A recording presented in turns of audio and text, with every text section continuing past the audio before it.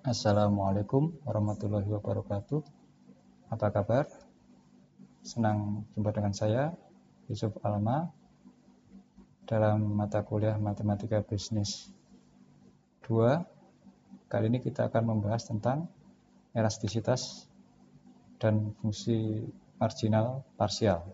Jadi fungsi marginal dan elastisitas parsial.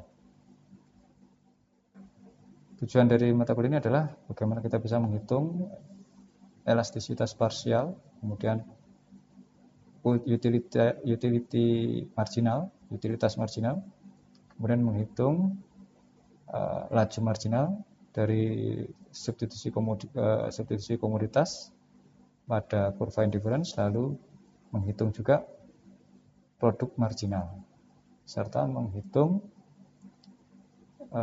laju marginal dari substitusi teknis pada isokuan, serta bagaimana teorema Euler ini terkait dengan fungsi produksi homogen. Maka subbahasan pertama adalah elastisitas of demand atau elastisitas permintaan. Jika demand itu diwakili oleh Q, ya, yang dia tergantung pada harga yaitu P, serta harga dari barang alternatif yaitu PA, dan juga tergantung pada pendapatan pelanggan atau Y, maka kita bisa menyusun fungsi permintaan atau demand ini merupakan fungsi dari P, PA, dan Y. Maka hal yang menjadi perhatian kita adalah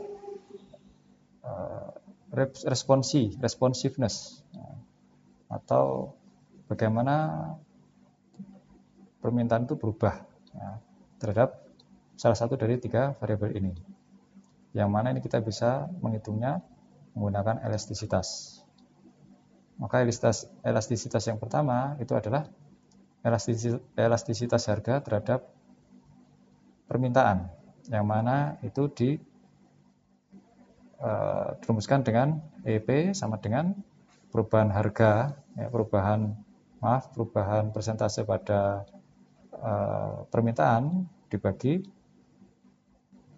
perubahan persentase pada P, dengan PA dan Y dianggap tetap atau konstan. Maka EP ini bisa dirumuskan menjadi P per Q dikalikan dengan do Q per do P. Dan do Q per do P ini merupakan diferensiasi atau turunan parsial, ya, turunan parsial Q terhadap P.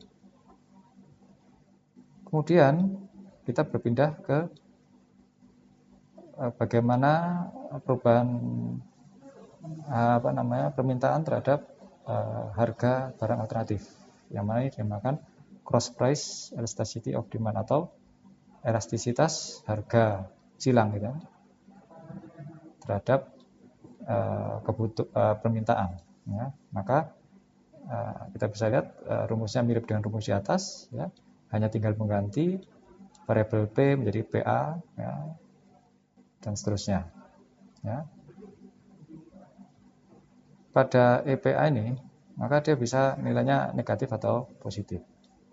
Ya, jika barang alternatif itu bisa diganti atau bisa menjadi pengganti, maka Q akan bertambah, meningkat, seiring dengan bertambahnya PA.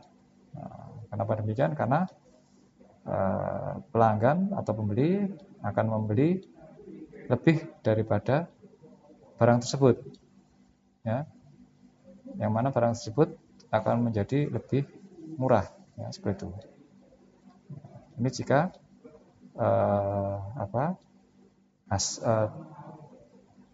do Q per do PA-nya itu lebih besar daripada 0, ya, atau positif, sehingga harapannya sisi sebelah kirinya itu juga adalah positif.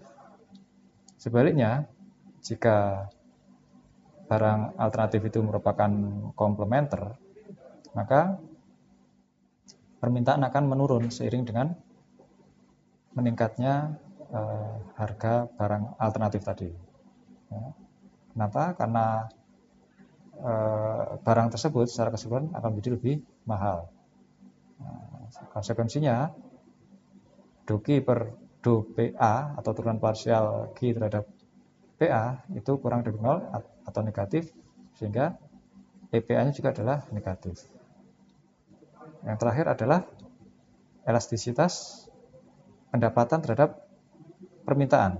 Elastisitas pendapatan atau pemasukan terhadap harga. Di mana di sini sama seperti rumus di atas, tinggal mengganti P tadi di atas menjadi Y, karena Y ini adalah pendapatan.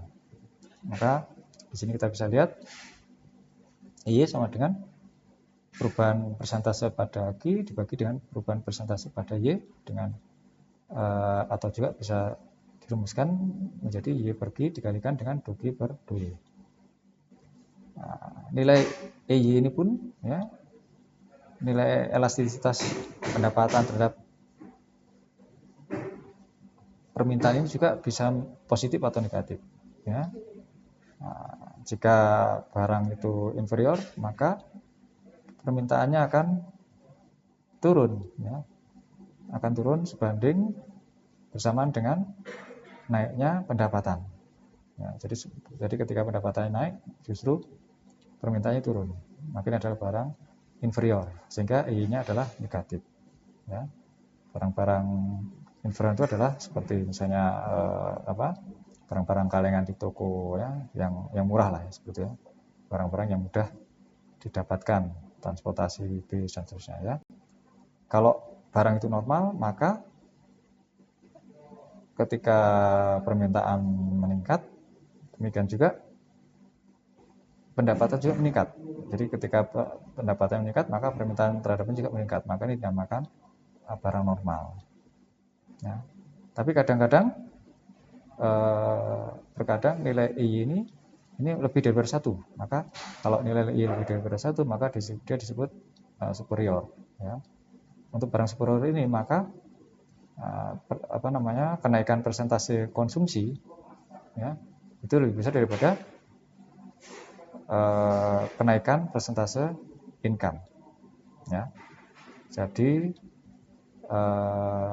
ketika income-nya naik, tapi konsumsi produk atau barang seperti ini jauh lebih besar, gitu.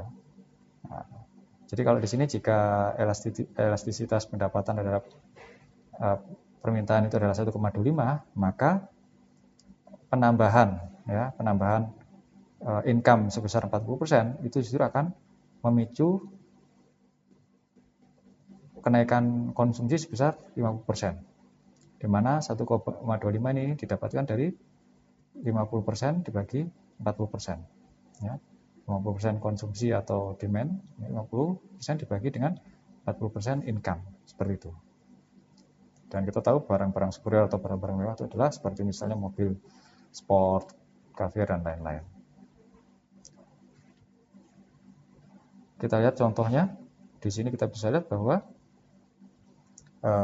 fungsi permintaan Q sama dengan 100 min 2P plus 2PA plus 0,1Y, di mana P adalah sama dengan 10, ya, yaitu harganya adalah 10, PA atau harga barang alternatifnya adalah 12, dan pendapatan atau Y adalah 100. Maka carilah atau hitunglah elastisitas harga terhadap permintaan, elastisitas harga barang lawan, gitu ya, cross, ya, terhadap permintaan, serta elastisitas pendapatan terhadap permintaan. Ya. Nah, apakah barang ini merupakan substitutable atau komplementer, atau apakah barang ini barang yang bisa dijadikan pengganti, atau dia hanya komplementer saja. Nah, ketika kita mulai menghitung Q-nya, maka kita masukkan P-nya 10, Q-nya di sini adalah 100, Q sama 100, kemudian P-nya adalah min 2 kali 10 plus PA-nya adalah 12 dan seterusnya, hasilnya adalah 192. Maka kemudian kalau kita ingin mencari elastisitas harga terhadap permintaan, maka kita turunkan permintaannya, ya, kita menurunkan permintaan terhadap harganya, sehingga di sini kita fokus pada P saja, ya, maka dia adalah min 2. Sehingga untuk EP-nya ya, itu sama dengan P per Q dikalikan dou Q per dou P, atau turunan parsial permintaan terhadap harga, ya, seperti itu. Ini P-nya adalah 10 dibagi tadi Q-nya tadi 192 dikalikan min 2, hasilnya adalah min 0,1. Demikian juga dengan elastisitas harga lawan gitu ya, harga lawan atau barang penggantinya, ya, terhadap demand. Maka kita bisa turunkan, ya, persamaan Q terhadap persamaan P, PA-nya, maka di sini kita lihat PA-nya 1, ya, maka kita bisa langsung hitung, ya, dengan EPA-nya atau elastisitas harga barang penggantinya adalah PA per Q dikalikan dengan delta dou Q per dou PA adalah ini 0,6. Karena ini adalah positif, maka dua barang tadi itu adalah substitutable. Jadi barang yang asli dan barang pengganti itu bisa saling menggantikan, ya, seperti itu. Tapi kalau negatif, maka barang itu akan pelengkap saja, komplementer itu pelengkap. Barang satu nggak bisa digantikan oleh barang yang kedua. Tapi kalau positif seperti ini, maka barang satu bisa digantikan dengan barang yang kedua. Dan yang terakhir, untuk mencari atau menghitung elastisitas pendapatan terhadap kebutuhan, maka kita turunkan Q terhadap Y-nya. Maka kita bisa mendapatkan 0,1 dan kita bisa hitung hasilnya adalah Y per Q dikalikan delta Q per delta Y, ya, kemudian 1000 per 100.000 dibagi 192 dikalikan 0,1, hasilnya adalah 0,52. Demikian yang bisa saya sampaikan. Terima kasih banyak atas perhatian. Saya akhiri, wassalamualaikum warahmatullahi wabarakatuh.